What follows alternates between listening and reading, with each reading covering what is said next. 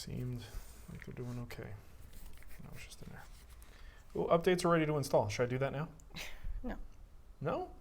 All right. Vincent is melting. He says it's hot here.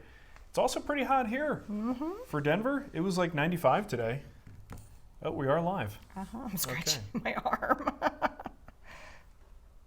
So yeah, we're a couple minutes late. Sorry about that. I had a hard drive failure, and that always sucks.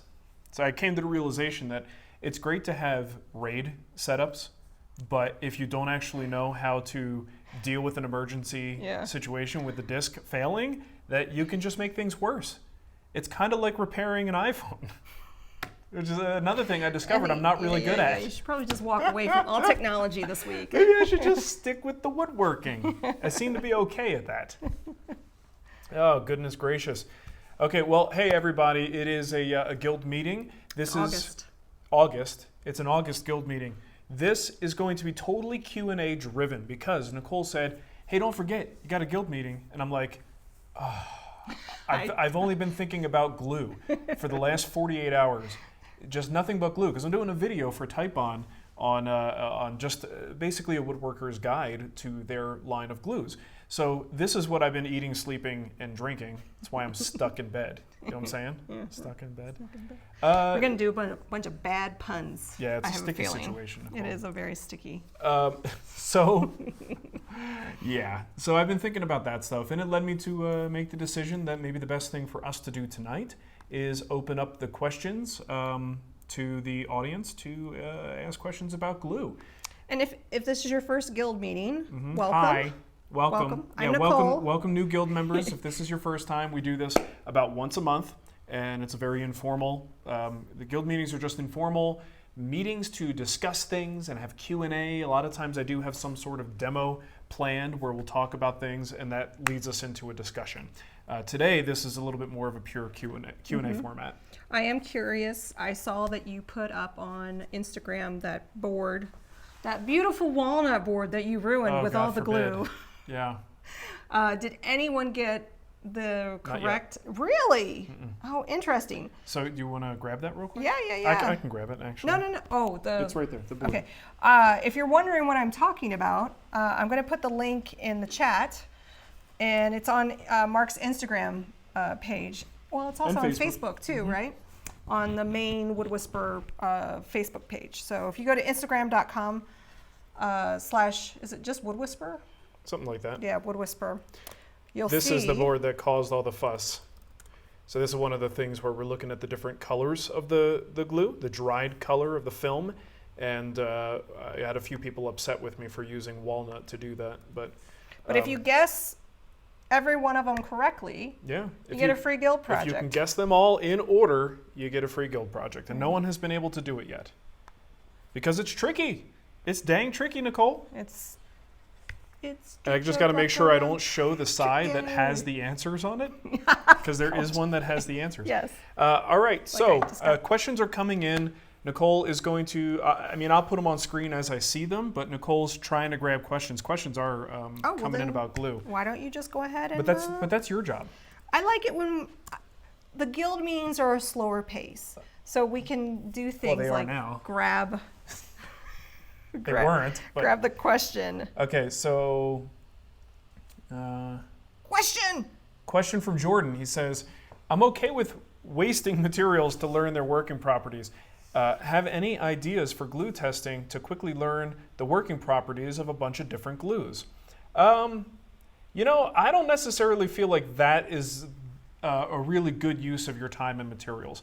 I, too, am okay with wasting materials for the sake of learning. But when it comes to glue, we've got a whole wide array of glues. You can see right here, these are just some of the glues I was playing with today. There's a lot of them. And when you're just talking about interior application, many of these are going to do the same thing. And a good portion of them, like all of these, really will behave the same way. These are all like your standard aliphatic resin or PVA glues. They're all that sort of what we grew up with as Elmer's glue, right? That type of glue. And they all kind of behave the same way, except for the fact that they do have different nuances and different functions. So would I want to see you wasting all these, trying to learn more about how they work? No, I don't think that's worth your time or money. There are some that you might experiment with and you go, hey, you know what, I'm going to try some polyurethane or some hide glue on a project. Those are worth experimenting with, maybe trying some test boards out. But I really don't condone doing too many tests because they're all going to kind of do the thing they're supposed to do. I would actually experiment, if you want to call it that, with your actual projects. So if you are in the middle of doing a project and it's a long set time, you need a little bit of extra working time, then maybe experiment with the extend glues or maybe try the polyurethane glue. Try it in the process of an actual project. So I don't know, it just doesn't strike me as being a very useful thing to experiment with because so many glues will just work. Yeah. I almost want to take your computer from you. You can. Can I? If you are happy putting the questions up there, just don't unplug anything. I won't unplug. Hang on. You can have total control here, sister. Oh, I love it. I still need control. Yeah. So lots of questions came in. I didn't get a chance to. Steve. How much of a time extension do I get with the extend Titebond glue over Titebond III? Well, they say about 8 to 10 minutes time for open time, right, with Titebond III, which is pretty good compared to Titebond Original and Titebond II, which max out at about maybe 5 minutes, 6 minutes. So you get 8 to 10. With your extend varieties, you are going to be getting quite a bit more, 15 minutes of open time with either one of these. I can switch it. No, that's fine. I'll switch one. Is this the new packaging? I believe it is. It is new packaging. So you get about 15 minutes with these. So it is a significant increase. But you know what? You get about 30 minutes with the polyurethane glue. Paul made me laugh. He said, "This is so weird. I'm rarely able to watch these live, so I watch them later at 1.5 speed," which you do all the time. Oh, I do that with podcasts constantly. Oh, it drives me nuts. When I go to listen, and I know exactly what you're saying, Paul, when I go to listen to a podcast at regular speed, they sound drunk to me. I always listen to podcasts minimally 1.5, and depending on how clear they speak, sometimes I can understand it at 2x speed. So I totally know what you mean. You're not hurting my feelings. It just, to me, it always sounds like the person is drunk. Jeff wants to know, what product would you suggest for gluing veneers? Well, see, Titebond's line of products, I haven't really used it much on veneers. They have a cold press veneer glue that would certainly be something to work with. I haven't tried that, so I can't give you much personal experience. In the past, and I haven't done veneering in a long time, in the past I've used Titebond I and veneering, like glues that really lend themselves well to veneering, like the urea resin glues, but those are also pretty nasty materials to have to work with.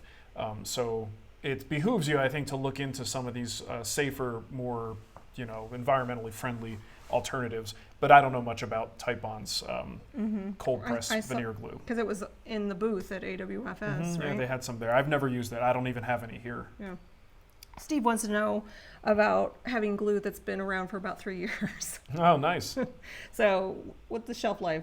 I heard you say 2 years? Yeah, basically they give it 2 years, but a lot of the glues, especially like Titebond III, they say will generally, in most cases, in most conditions, last well over 2 years. So if you have a 3-year-old bottle, there's a couple different ways you could tell. If it starts to get stringy and it just kind of looks really nasty and you can't really even pour much out, it's a sign, that it's bad. You want to get rid of it.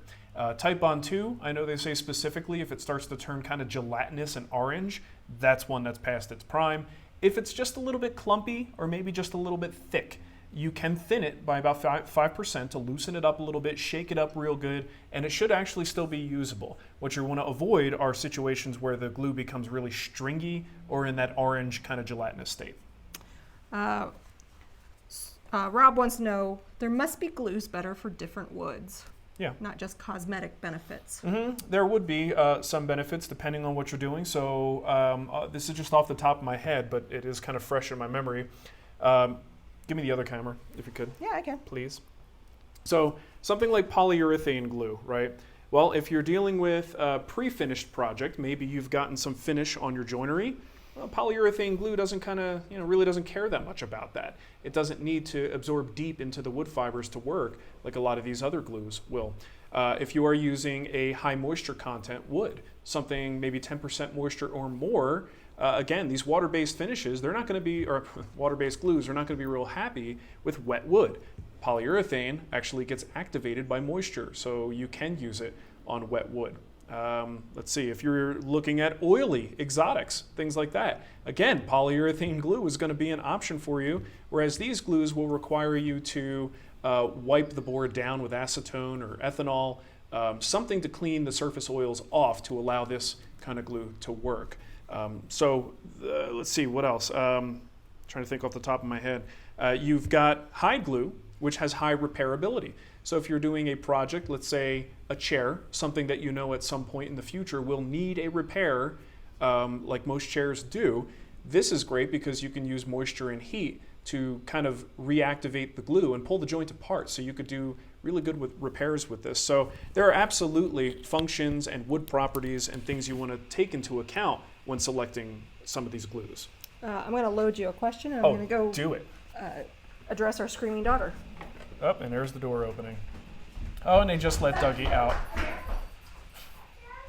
my gosh, guys. I got to go chase my dog. I'm sorry. Okay. Yes, Ava. This is why we usually, when we try to do these shows, we try to have a babysitter, or we do it when the kids are at school. Did you get them? Wait. Because it's a family moment in front of lots of people. Let's move on. So Tim says, when making panels for a case, if you can only glue up a panel per weekend, what's the best glue and method to keep the panel flat until you're ready for assembly? Tim, this has nothing to do with glues. Any glue that you use is perfectly fine. It's really a matter of conditions, whether the wood itself is going to get a change in moisture content that causes it to warp or bend. It's pretty much making sure that panel is in a state where it is encouraged to stay as flat as possible. So if I'm going to leave a project alone for a long time, again, nothing to do with the glue.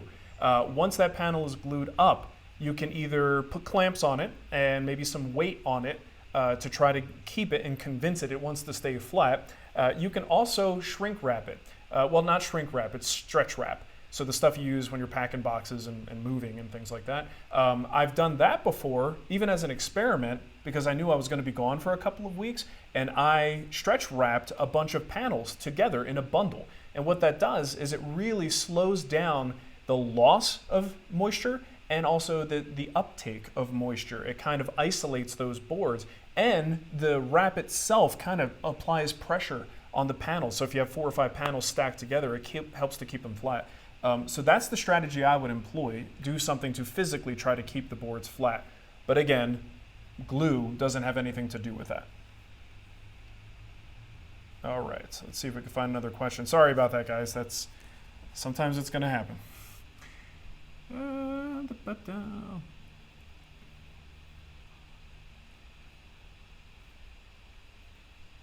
Well, this is interesting. Clark Griswold has jewelry boxes made for granddaughters. Need to store them for 5 years. What's the best way to store them until their high school graduation? Wow.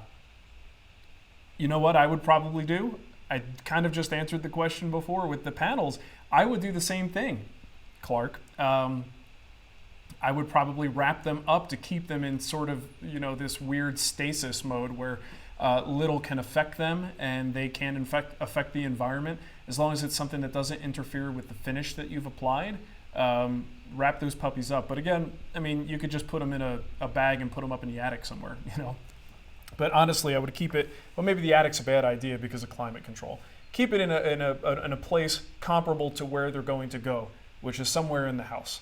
So maybe do you have a basement, like a finished basement you could store them in, something like that. But really, once they're finished and it's a done piece of furniture, that's how we leave our projects all the time, and they exist just fine. So you might not have to do anything, but I'd still be tempted to protect them somewhat with some kind of wrapping. Maybe wrap them in a towel, and then that'll be some cushion for you, and then stretch wrap them from there. All right, so I must be back in the list, but I'm gonna keep going as they came in.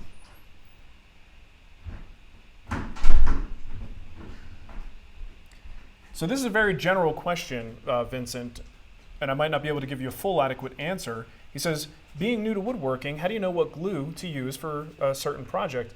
This is the point of the video that I'm making. So I'm trying to discuss the purpose of the project, the way it's going to be used, where it's going to be stored, and also the properties of the wood itself are all things that dictate which glue you should use. In most cases, you can get away with Titebond III. If you're doing interior, exterior, food grade, whatever it is, Titebond III is going to be one of the best choices for just your typical project glue. But doing specialty stuff definitely requires understanding what each of the glues are really good at doing, what they're bad at doing, and what projects they would be appropriate for. Everything all right? I put Dougie away. Okay, that's probably good. Thankfully, he didn't go far. No, I heard him come right back. Yeah. Well, I got the treat. Yeah, that always works. I wrapped it on the car. John says, would you ever use polyurethane glue in your woodworking? Well, Titebond sent me some specifically for this video, so I have a couple of bottles of it. Yeah, I would, and part of the reason is like if you can get over the few negatives that come along with polyurethane glue, it's actually not that bad of a glue. You get like 30 minutes working time with it. Is that also like Gorilla Glue? It's exactly the same thing as Gorilla okay. Glue. You get a lot of working time out of it. You get a fairly rigid glue bond. It's a lot like epoxy once it's finally dry. It's waterproof. It works with oily woods. You know, I mean, there's a lot of reasons to like it, but a few reasons to not like it. I mean, one thing is it goes bad very quickly. If you don't squeeze out all the air out of the bottle, you'll find that it really goes bad fast on you. It's quite a bit more expensive. It's about double, if not more, the price of the other glues that we usually use. And it's messy, really messy. And if you have squeeze out, it really foams up a lot. I've actually got some examples here, and I'm going to post a video of it. Check this out. This is some This is some poly glue that has dried, and you see that real foamy look to it. It's almost crystalline once it dries with no pressure like that. It looks like that the insulated foam. Yeah, kind of like that. I mean, that's what it does. It just bubbles up. It's got a lot of air in it. So, I mean, those are a couple of reasons not to like it. The last one is the cleanup. You can't just do water cleanup with it. You got to use like mineral spirits or acetone to clean it up. So it's definitely a different beast than what we're used to. So I might use it, but chances are it's not something you're going to see me use a lot. Nathan wants to know how much does the poly glue expand? Well, I just showed you. Okay. So that's a good. That was just one little stream of glue that turned into that big bubble. We got this thing too, right there. That's polyurethane glue. Oh, I'll give you a free answer. There's a free answer. That's the easy one, though. You can see how much it expands. So it does require decent clamping pressure to make sure none of that air pressure and those air bubbles, they don't push your joint apart. Miles or Alan? Alan wants to know, since filler whitens epoxy, do you ever add dye to better match the wood? Yeah, absolutely. I'll add dye to epoxy, and especially I find that it gets that whitish gray color, which looks like nothing, right?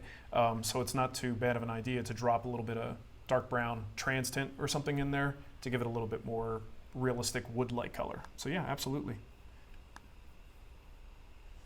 Okay. What glue is best for mixing with sawdust for filler? Does the dried color affect the fill color? Would you use dark glue for dark colored wood and light glue for... Okay, yes, I would, Miles. Now, I'll tell you though, I don't personally do that very often. I don't find that wood dust and wood glue makes a very good patch because it tends to just always look weird to me. So I try, if possible, I actually like to use wood filler, something that accepts stain, and it tends to look a little bit more realistic in the finished product. Once you mix glue with wood dust, it's impervious to anything, right? Finish isn't going to absorb into it. If you stain, it's not going to absorb into it. So you have to be a lot more strategic about how you mix it and what you mix. So yes, I would absolutely, if you are doing that method, look at the color range of these glues. So, I mean, yeah, you could take a regular Titebond or something like that and mix it with wood dust to get pretty close to that wood color. but you might be better off starting with something that's already close to the wood color and using that as part of your filler process with a little bit of wood dust or something. Marty says any of the Marty! Get in quick! Titebond glue is useful for gap filling. It's about your kids! The gap filling, is that what you were kind of just talking about? Sort of, for with wood kind of. sawdust. That was filling like flaws and tear out and stuff like that. So what is the question he wants to know about gap filling? About gap filling. Well, you know what? I don't think any of these are gap filling. Right? Titebond's polyurethane glue, while it expands and creates a foam, it kind of gives the appearance or the impression that it might be gap filling. It's not really gap filling. There's nothing structurally sound about the foam that it creates. So, wow. Is hide glue? Does anybody know if hide glue has gap filling properties? It's possible, but they don't really push it that way. And certainly all the other glues are not gap filling. One of the only real gap filling glues that I ever use routinely is epoxy. So I don't think so. I skipped a whole bunch. And anyone who knows better than me, please correct me, because I could be wrong on that. Daniel, when gluing a tabletop or large panel, how do biscuits compare to the domino? Oh, that's not, yeah, that's glue. Well, it's glue. And by the way, the Q&A, yeah, anything. It doesn't have to be about glue. Yeah. So this is perfectly fine. How do biscuits compare to dominoes for alignment? In my opinion, night and day difference. A domino, depending on the season, how swollen the dominoes are, or I'm sorry, the biscuits. Depending on the season, how swollen the biscuits are, the amount of humidity, sometimes they get a little bit tighter, which makes it fit a little bit better. That actually makes alignment go a little easier. And if you're just using your run-of-the-mill DeWalt, Porter Cable, Rigid, whatever brand biscuit joiner you have, some of them cut a little bit more accurate holes than others. There's a little bit of slop and play, and there's not a whole lot of depth between the pieces, so it doesn't take much to skew that biscuit in its slot. So it's a night and day difference when you compare that to what the domino can do for alignment, where it's like dead on accurate. Very rarely do I ever have any mismatching of my surfaces. Is that a reason to buy the domino? I don't think so, but it's definitely one of the benefits. Josh said that hot hide glue has better gap filling properties than liquid glue, not on the level of modern glues like epoxy. Okay, that's good info. Did you answer the Elmer's glue question? Somebody had an Elmer's glue, and we don't talk about that brand here, Nicole. We're not allowed to discuss the E word. That's not true at all. Yeah. Let's see. I scrolled down, and Anthony had a question. Anthony says, or Antonio. Well, I accidentally called him Antonio. That's okay, but he says Antonio. And oh, he's making the joke. Yeah, he's making a joke. Oh, it's Antonio. We have an inside joke now. Okay, it's a whole thing with you guys. You guys are funny. I'd like to learn more about the color of glue lines in different species. Titebond III line caught me off guard on a maple project. Examples of various species would be good in your video. Well, you'll see two species. In fact, I've got those right here. I can give you a little quick preview of what that looks like. And I didn't think it was necessary to really go any more than just the two extremes of light and dark with these. So I've got maple that was done with Titebond Dark 3, 2, and original. Same thing on the walnut. Let me spoil the ending here for you. It does kind of make a difference in maple. I can see a difference in the glue line. It's not huge, but you definitely don't want to be using Titebond Dark and then Titebond III. Both can really accentuate the glue line and make it a little bit more noticeable. And this is a small piece where the glue line is really, really well done. The glue up was easy to do. If this is a larger tabletop where sometimes your glue line just isn't perfect, you're going to find that those glue lines become way more visible. So using a lighter color is important. On the walnut, however, I noticed almost no difference. There was absolutely no difference across the board between these, but once again, a bigger glue up, you might see a little more substantial glue line and it might matter more. But that will be fully covered in the video. So I hear kids screaming. Yeah, I think it's the neighbors' kids. It's the neighbors. Not I'm like, ours. oh gosh, what's going on? Tim JB has a question. Tim JB! Is the 1/8 rule of thumb for wood movement in joints enough to account for glue expansion when it's dried? I don't understand that question.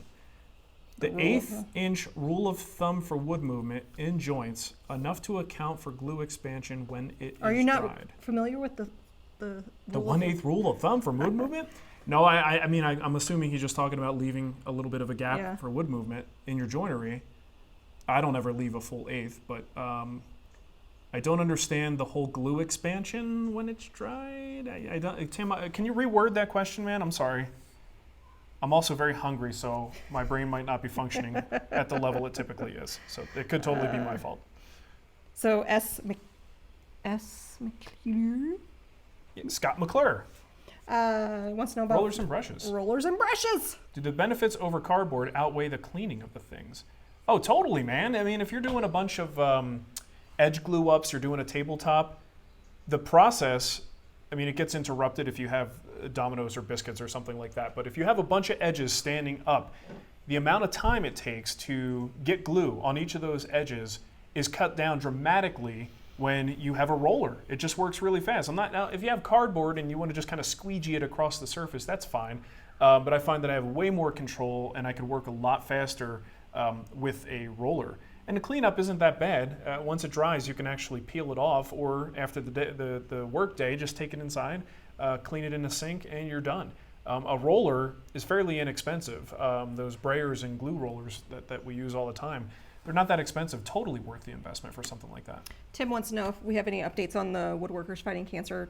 No, we don't. We've had a bunch of people offer us suggestions. Yeah. We're still thinking about the different ideas. I'm still getting my guild scholarships awarded. One thing at a time. One right? massive project at a time. Yep. Jordan wants you to discuss epoxy time. Oh, well, I guess it depends on the epoxy. I mean, if you used West System and it's set up really fast, I'd like to know more about what actually happened. If you have a lot of epoxy, like in a cup, and once that heat starts to build up, the heat actually makes the reaction happen faster. So what I found with epoxy, even what they call their fast set epoxy, is if I coat it onto my joints and then I kind of get the joints together, I have a lot of time to move those pieces around.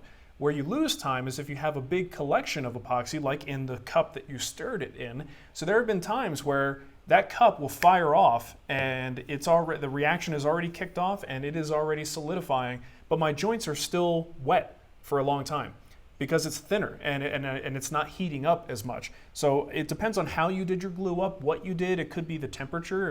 If it was really hot that day, your stuff is already starting at a higher temperature, so the reaction kicks off a little bit faster. Also look into the fact that they've got both slow and fast hardeners. So if you use the fast hardener, it's not the same as 5-minute epoxy like you might get from Home Depot. You do have a decent amount of working time, but it will kick off faster than the slow. The slow is just, you almost got all day to work on that stuff. Jim wants to know, do you use right out of the bottle or do you have a glue bottle? These are my glue bottles. You used to have a glue bot though. I got a glue bot, but it's like, well, this works like a glue bot. Like, why am I worried about extra bottles?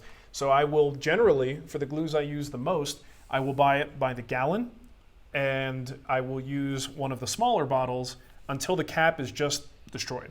And I'm actually at that point with my regular Titebond. This cap has been removed and cleaned. It's ready for replacement. So I'll just get another thing of 8 ounce, or I'll steal a bottle from one that I'm not using.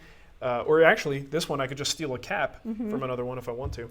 And I use that as my main glue bottle. I don't see any reason not to.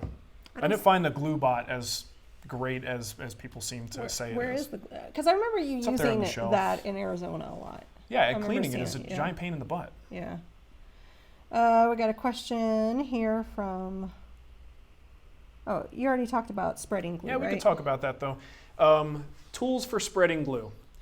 So, of course, we talked about the rollers, silicone, bristle brush, something like this. These are fine. You know, a bunch of companies make these. This is Titebond's. They are kind of nice because they have a little flat paddle on one side, and then you have a reusable brush on the other. I don't actually love the way this spreads glue. I really prefer acid brushes for spreading glue on a surface because of these large rubber dingly things on here. It looks like one of my Like a basting thing for the kitchen. thing for That's the, exactly what it is. Barbecue. Same exact thing. Don't baste your barbecue. So, it's great, Nicole. Only a few Because of, Midwest people will know that jingle. Because of how big these are, when you scrape it across the surface, It is almost like, it reminds me of tiling when you're troweling with a toothed trowel. So I don't know that that's necessarily a bad thing. It's fine. It spreads the glue just fine. But I really like to see a nice, smooth, continuous layer of glue. So I will use these, but not as much as I use acid brushes for that. But these are great for getting, you have a small mortise or a domino mortise or even a biscuit slot. Using something like this to get the glue in there is fantastic. So I do use them. And that's really about it. Tim wants to know how you clean your spreaders. How do you clean that? Oh, water? Just water? Yeah. And the brayer I too? just was making sure there isn't something I'm not thinking about here. There's my little water dish, and I just took this out of it. It was sitting here like that. So after I'm done using it, I just plop it in the water. The great thing about these silicone ones, you actually don't have to do this. If you let the glue dry completely, it will come off. As long as you're really careful about it, you won't pull any of those little rubber feet off of there. It works just fine. Water, water, water. Chris has a question. Oh, He's a little slightly confused. Aren't we all? I personally have never seen a reason for hide glue when tightly jointed edges. Where would it be necessary? And this is using various colored woods. Well, I agree, Chris. There is very rarely a necessity for hide glue. I started to use hide glue primarily for the longer open time. So I was trying to get away from using epoxy so much, and hide glue gave me a little bit more working time. I mentioned at the beginning, the only really functional reason I could see someone wanting to use hide glue all the time is because they want that repairability that comes with it. You also have less stain issues being affected by finishes and things like that. Hide glue is pretty good for that. But hide glue overall for most woodworking is an antiquated glue, and it's one that isn't totally necessary. Nathan wants to know. But people may have reasons they want to use it. Nathan wants to know, is there much difference with the removal process from the different glue types? We'll cover that in the video. And there isn't a whole lot of difference. Let's say once they're all dried, it's all about the same. You're either scraping, sanding, or using a chisel to get it off the surface. When they're still wet, there are differences. Hide glue and all the standard glues like this are all water cleanup. You could just wipe them away. Your hide glue, I mentioned hide glue is also done that way. Polyurethane glue, a little bit more nasty chemicals. You got to use mineral spirits or acetone to remove that squeeze out. As far as technique is concerned, you can certainly just go wet rag and wipe this kind of glue off.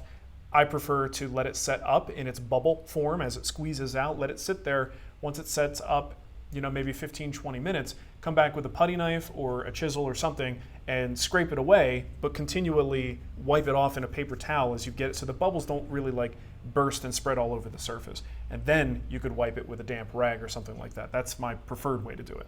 Tim followed up and just said, I thought maybe the glue might expand into smaller joints, possibly causing a break. No, the glue really isn't expanding. If anything, the glue is shrinking. I don't think glue will take up as much space. The most space the glue. Foamy one though. Well, the foam is a different story. Yeah. That's polyurethane glue. But regular glues probably will never take up any more space than they do when they're wet. As they dry, it evaporates. I imagine it has to shrink in volume to some extent as it loses all that moisture. The wood is expanding because it's pulling the moisture from the glue. So you do have to be careful with the expansion of, things like that. But in most joints that we construct, not too worried about it expanding to any extent that's going to cause damage. I never really even think about that. There's a question from Nicholas. Okay, Nicholas says, ready to start finishing the Adirondack chair. I'm thinking about skipping the penetrating epoxy and just going with epiphanes. How much less life do you think I will get? Dude, I have no idea. I've done that with the CPES as a pre-coat to the epoxy just because that's what I've been told to do, and articles I've read have recommended it. I haven't really done much epiphanes, pure epiphanes, without doing some kind of a sealer on top of it. It always just seemed like a really good idea. You know what? There are people who put that stuff on boats and boat parts, and they're not all using a CPS epoxy sealer before they put the varnish on there. So I'm not going to say that you absolutely must do it. Give it a shot, man. The varnish is really good, flexible stuff. It'll probably be fine. But how much less, I can't quantify that for you. Speaking of finishing, Sean's gonna build the farmhouse table. Oh, that's cool. Planning on building the farmhouse table as a dining room table, but not sure of the finish yet. It'll be white oak, which I've never finished. Will I need to fill the pores before finishing? Only if you want to, Sean. Pore filling is not a necessity. If you're going with a high gloss finish, it starts to border a necessity because I think high gloss finishes without pore filling on an open pored wood look kind of funny. It just looks pitted and weird. But if you're going with a satin, even a semi-gloss, anything down from there to matte, those finishes certainly do not require you to do a pore fill. Only fill the pores if you feel you want to and need to. I will say it's a farmhouse table. Farmhouse tables by nature kind of look a little bit rustic. I would absolutely not, in that particular case, fill the pores because it just doesn't seem to make sense for the type of piece that it is. Brian, what's your thoughts on Festool? Okay. Think about... Oh, the ETS sander. Yep. Well, look, Brian, the thing is, some Festools, I say this all the time, some Festool tools are worth the premium, and some are not. I don't think their drills are worth the premium, but there are people, I mean, it's not to say that they're not good drills, but is it worth it, for the average woodworker? Is it equivalent to the amount of money extra? I don't think so.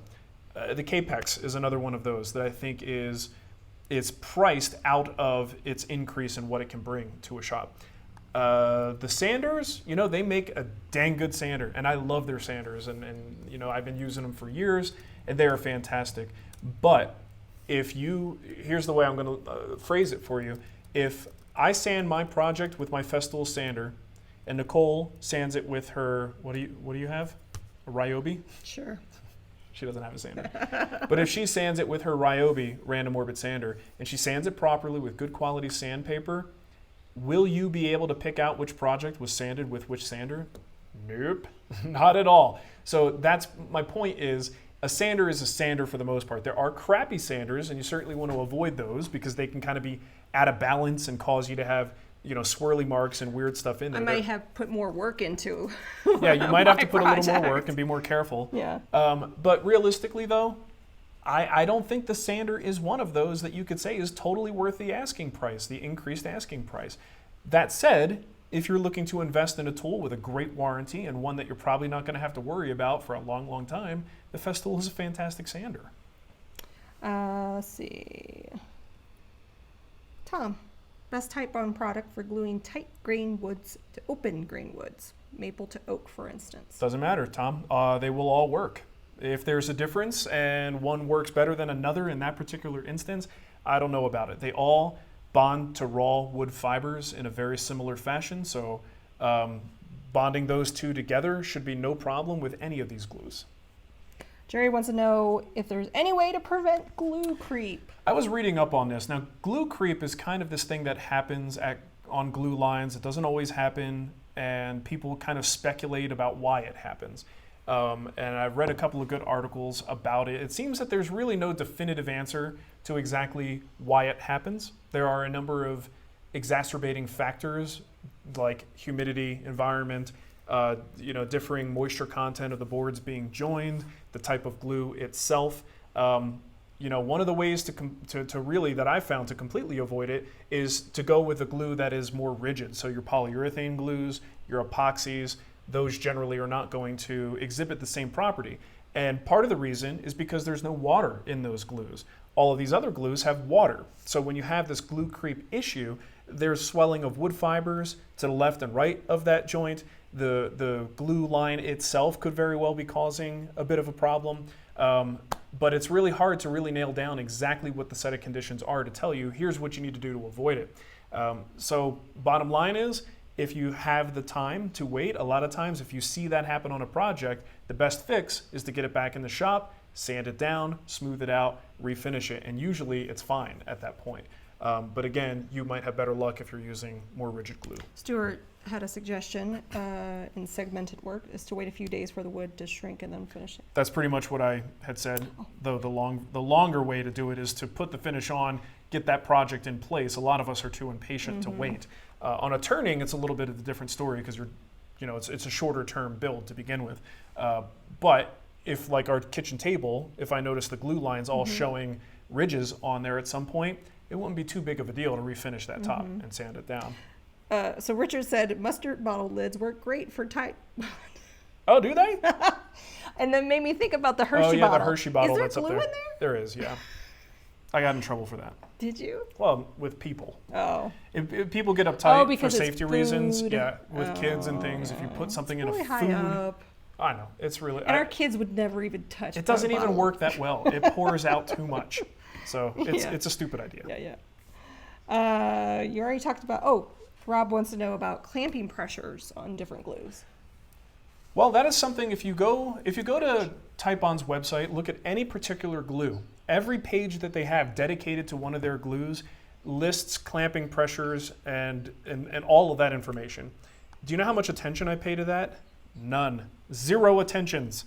Because I'm not calculating how much pressure I'm applying. What I'm doing is bringing the joints together. That's always my goal. Enough pressure to bring the joints together.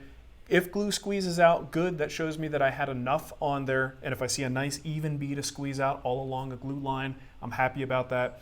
But I never apply more pressure than I absolutely need to. I'm not the kind of person who's going to crank down and really dig into it. I basically go a few times. When I feel it tighten up, I'll go maybe another half turn, and then my clamps are in. If I'm doing a mortise and tenon joint, once the shoulder is seated and you're fully in contact with that adjoining piece, why apply any more pressure than that? You're just going to deform the work pieces, right? Or dent the wood. That's something that happens as well. So I am a big believer in only applying as much pressure as you need to close the joint. The glue is going to do the rest. If you start to get into, and I guess I shouldn't criticize if people want to nerd out on, how much pound per square inch they need to apply with their clamps. By all means, there's articles out there about that. You could look into that and start to really geek out on how many clamps, how much pressure, all that stuff. But there's no way in heck I'm going to bring my woodworking to that level. It would suck the fun out of it immediately for me. I don't think about it that much. Bob wants to know, for larger panels, why are so few people using a fine tooth spreader? Do you know what that is? A fine tooth spreader? I don't know, Bob. It's fine. I guess because they have success without it. Yeah. This goes back to what I was talking about with the troweling effect. It's like having a notched spreader allows you to get even glue lines all the way across. And it's part of the reason you do it, especially we're talking about tile, you need an even amount of, mortar. Right. And you need to be able to spread that across the surface. So if you do that with glue, it ensures more even coverage across the surface. So it's not a bad idea to do it. If you're just going on the flat, and you're just using like a solid plastic spreader or even a roller, you may not actually be getting a nice, even, consistent layer of glue. It may be thicker in some areas and thinner in others, but I guess it's like, it's a little bit of, I guess it doesn't matter all the time, you know what I mean? Like, if people had more detrimental effects, the word would get around that you need a notched spreader and people would start using them. But if it's forgiving enough to not use one, then people just don't use them because they don't have them in their shops. Stuart wants to know if you clip clip the acid brush prior to using. Not all the time, Stuart. If I have to get tight control and I don't want those little brushes, the little bristles to get all over the place. If I'm going into a domino mortise, especially the small ones, I almost always clip off about half of the bristles to get a nice tight, very concise amount of glue spread that way. But certainly not always. I would say maybe 25% of the time. Paul, he joined late. It's okay, Paul. It's all right. We forgive you. Titebond III seems to do all that that 1 and 2 do, plus most water resistant. Is there a use for 1 or 2 that warrants use over 3? That's what I would be like. Okay, 1. There's 1 use and 1 other reason. The 1 use is cheaper? Color. Use. Cost? Color. Oh. So if you need a lighter or darker color, if you're somewhat, we were just talking about this, maple, Titebond III on maple, you're going to have a darker glue line. That's just the way it is. So that might be one reason, depending on the wood that you work with, the color might be problematic. The other reason is price. It's more expensive than the other glues. So if you're using a lot of this, depending on what you do, if you're a hobbyist, if you're on a budget, you are better off price-wise simply buying Titebond Original. If it's just interior furniture, you don't need all the extra bells and whistles that come with Titebond III. Yeah, it'll work just fine, but you don't need them. Titebond Original works just fine. In fact, for the last 2 years, well, probably since we've been in Colorado, I've primarily been using Titebond Original for my interior glue-ups. But I may be just switching to Titebond III because I have a bottle of it, and I just like having additional working time, and that's something that Titebond III brings. There you go. Let's see. And you guys are nailing it with the questions. A lot of times Q&A with the guild, everybody's busy with inside jokes in the chat room. We don't often get lots of good questions, but you guys are on fire tonight. Jay Tillman, in spraying glue, how much is appropriate? I've seen videos saying 1/64th is right, and the others have a smooth, thick surface of glue that drips off the edges. I like to have enough spread so that when I bring my pieces together, I see squeeze out. And typically, that's just a nice thin film, right? You don't want to go too thin where it's like you could barely see it, and you don't want it thick enough where you can't see the wood grain anymore. So what that actual thickness is, I couldn't even tell you. A lot of times it's another thing you can geek out on. You can go and find out what recommended mill thickness they have, but like, am I going to sit there and actually measure that? No. I'm just going to have a nice, even, smooth layer, and experience is something that just kind of tells us if it's enough. Based on looking at it, I can kind of go, well, that's going to squeeze out a little bit, that should be fine. Or, oh, we applied way too much, that's going to squeeze out all over the place. Let's take a little bit off of there. Walter said, I find using old credit cards for gluing glue spreading works well for panels. Yeah, when you don't have an old roller. Old credit cards are great. Like, who was it? Scott, I think he said cardboard works just fine. But you know what? Spreaders, which I've been using a lot for finishes, those work just fine too. Those little, they're like yellow colored plastic spreaders, a little bit flexibility to them. Those are great for spreading glue. Jack has a question. Okay. I finally got a new planer, upgraded from a Ryobi, speaking of Ryobi, to a DeWalt. Good. Planer has far wider capacity than a 6-inch joiner. Can I skip plane? What's skip plane? It's a process at the planer of taking a rough board and you run it through with light passes and you keep flipping it and running it through in hopes of getting a flat board out of it in the end. Yeah, you can, Jack. In order to skip plane and have good results, you have to start with pretty flat boards to begin with. If your boards are really twisted or bowed, you're not going to get good results with skip planing. So you may look into getting some kind of a sled. There are sled designs out there. Things as simple as a piece of plywood with hot glue and shims can hold a board and support the high spots, allowing you to send it through, get one face flat, and then you flip it over, take it off of the sled, of course, flip it over and hit the other side. So there are ways, outside of just skip planing that you can use your planer to better effect and not have to rely so much on the jointing operation. All right. Tim wants to know, do you leave parts of the project that will be glued unfinished, or will the glue work with a finish if you finish the project before assembly? Okay, most glues, Tim, most of these glues that look like this, right? We're talking about the PVA style glues there. They need raw wood to bond to their best potential, right? To reach their full potential. So if you get finish on, whether it's an oil, wax mixture, oil-based, water-based, whatever it is, anything that seals the wood fibers is going to work against your glue. Now, can you get a little bit of finish inside a mortise and then still get your mortise and tenon to work? Probably. I've done that. We did that on the last project, and it turns out just fine. But are you potentially sacrificing some glue strength and bond strength by having a little bit of finish? Yeah, you are. So it's a gray area, and it's on, it's a gradient, essentially. It depends on how much you've sealed the finish, or how much you've sealed the wood fibers will determine how less effective the glue is.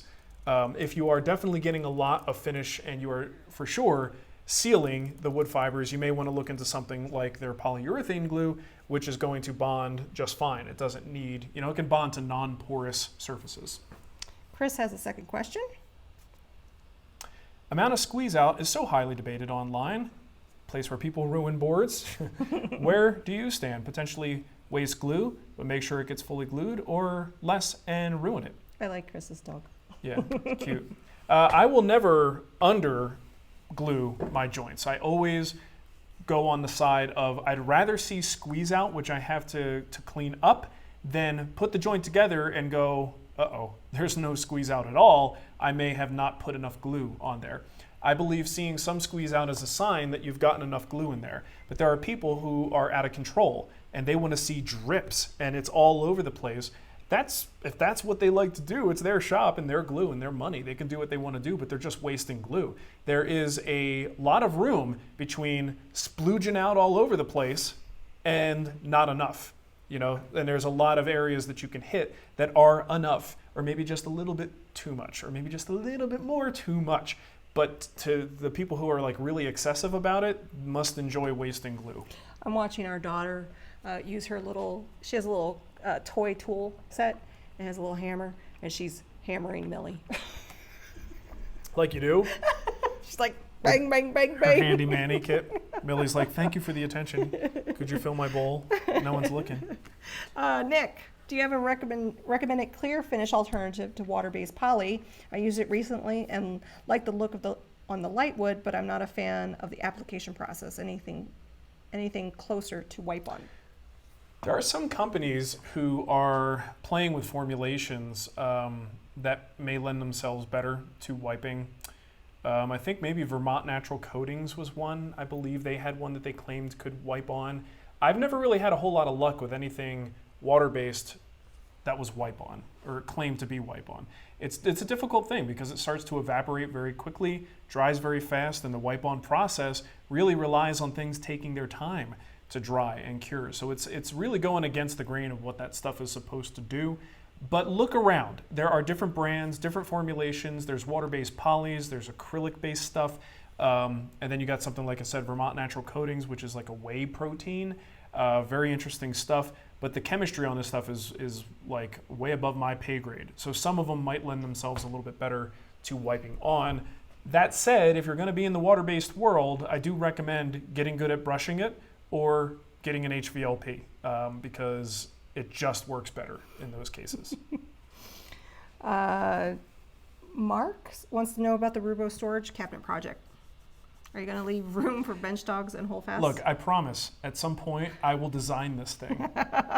But I have yet to do it and I have very little detail, but I will say that this bench is not going to be very useful without bench dogs or holdfasts. Yeah. Let's see. Oh, Ben says hi. He hasn't been able to participate in a while. Ben, say hi. What's shaking, brother? Shaking bacon. He's been busy, going on vacations with his hot wife. You like that, Ben? I know you like that. Let's see. Nicole didn't even hear what I said. So. I heard you. Oh, what else we got? Jack. Does every finish raise the grain with the first application? I use shellac on my mom's Murphy bed, and it's smoother on my non-finished side than where we applied shellac. Some finishes. I mean, there are companies who recommend that you raise the grain even for oil. If you read like instructions for Rubio and Osmo, some floor finishes, things like that, they will actually say water pop before just to make sure that everything stays fine. So, I haven't noticed that a lot. If I'm using, an oil-based finish, I will not raise the grain because of that. Now, water-based, absolutely. If I'm using a water-based stain, absolutely, I'm gonna raise the grain. Now, something like shellac has denatured alcohol in it, and if I'm not mistaken, denatured alcohol actually has some water in it, and you may wind up having grain raising because of the water content in the alcohol. And again, correct me if I'm wrong, guys. It's been a long time since I've been in a lab, but I'm pretty sure there's water, at least some water, in that mixture, which could be what's causing the problem. Bottom line is, if you experienced some grain raising, it's probably something that it doesn't take much longer. Spritz it with a little bit of water, wipe it down, sand it back, and then hit it with a finish. It's kind of a good belt and suspenders precautionary thing, no matter what you do with finishing. But for oils, I just can't bring myself to do it. Christopher, click, click.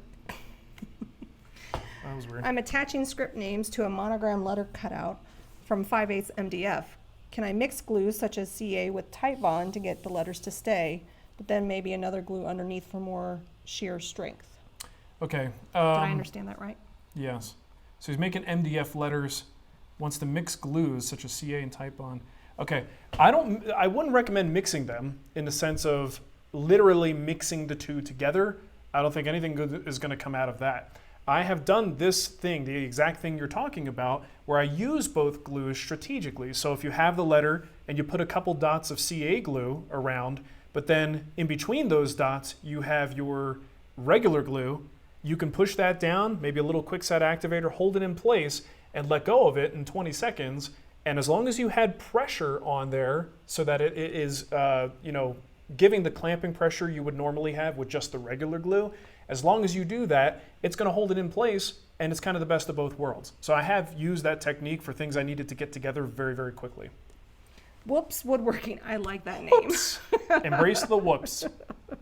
I need to repair an old bent lamination that was done with PVA glue. Huh.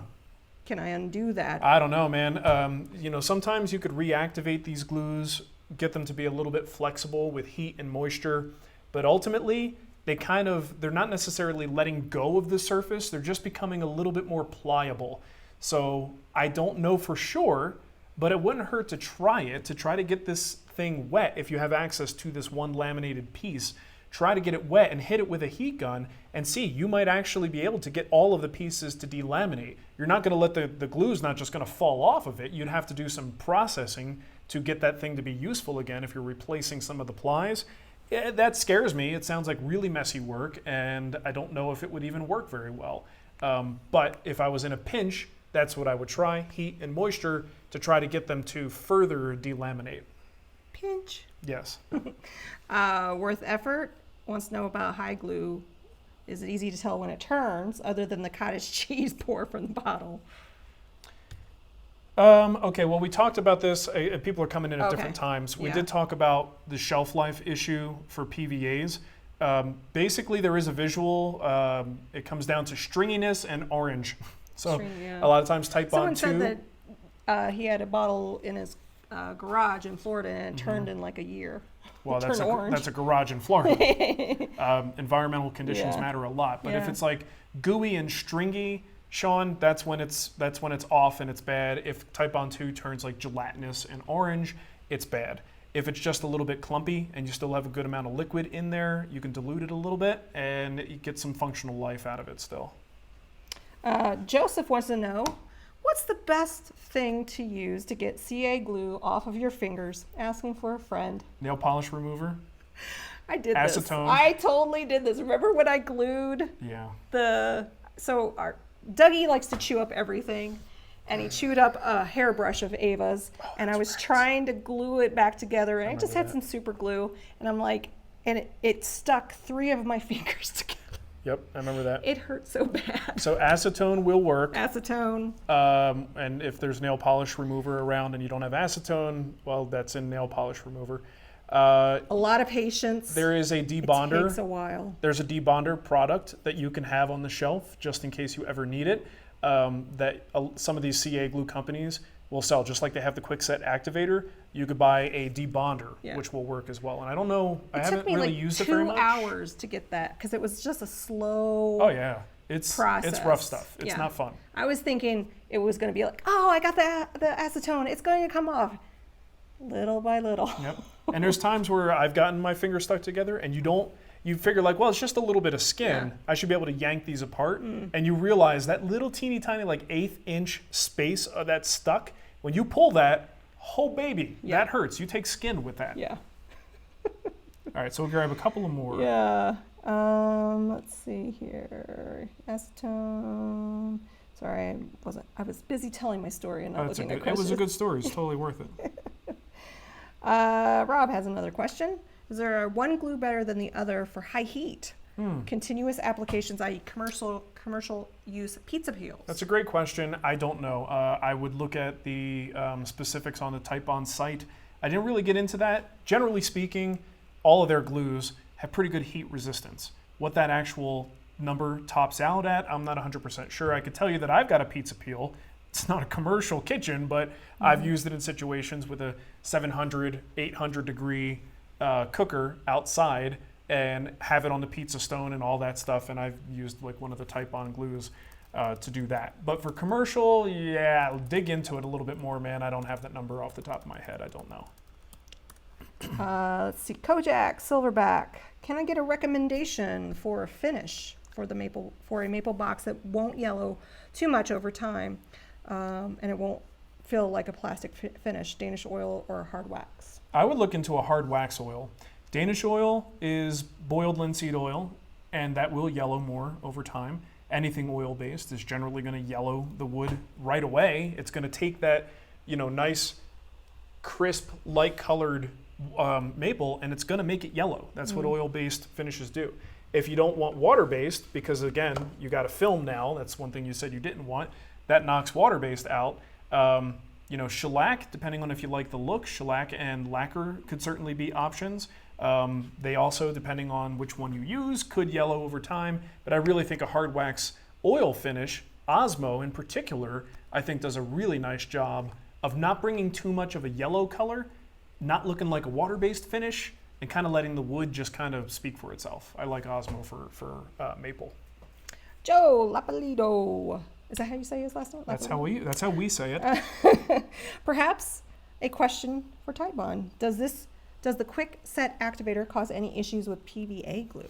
That is a question for them. I have used it I mentioned combining the two for a 2-part glue up, and sometimes I will hit the quick set activator on the PVA glue, but I've never seen anything happen. It evaporates so fast, I don't think it really has a chance to do a whole lot to it.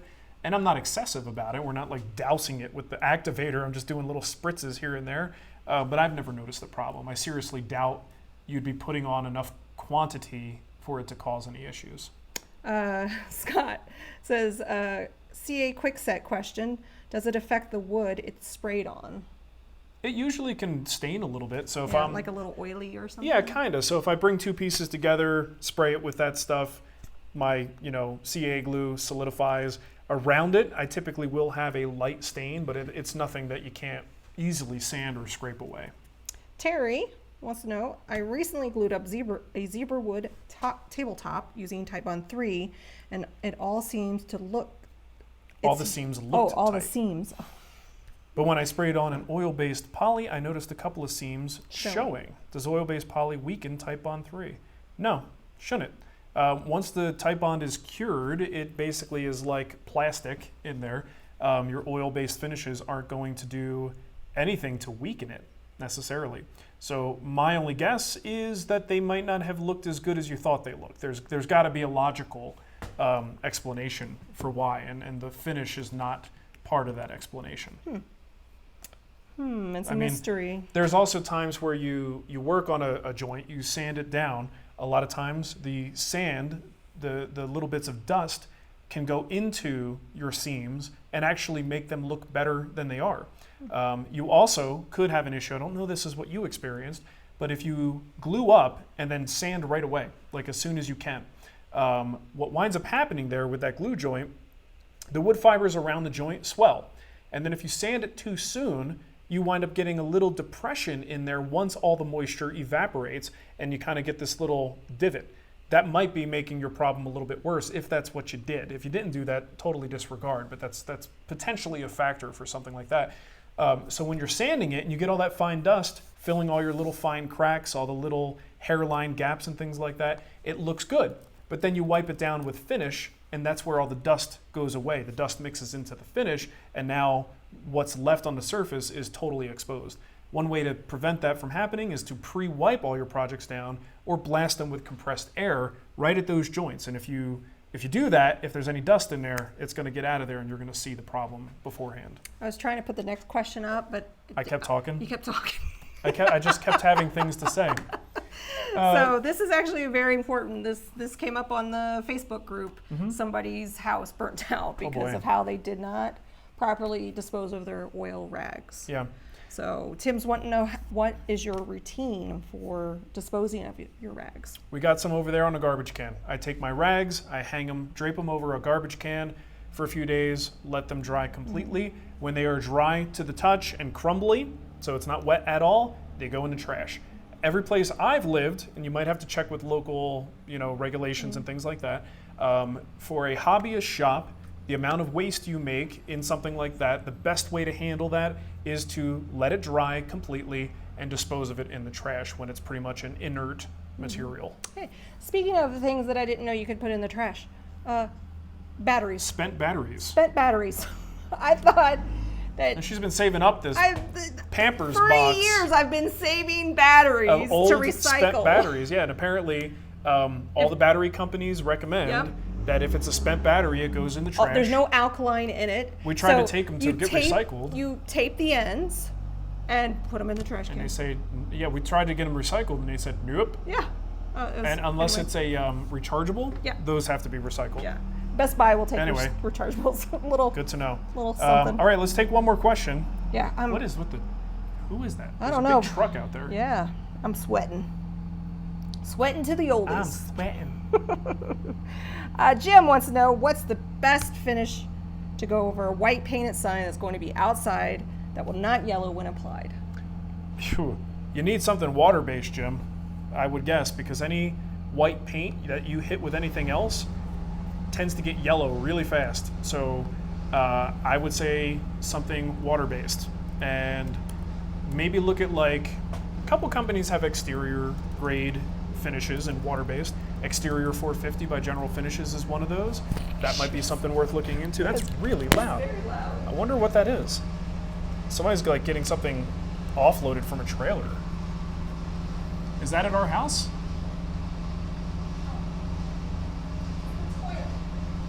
Oh, we're getting work done on our back patio, and there's a porta potty in our driveway.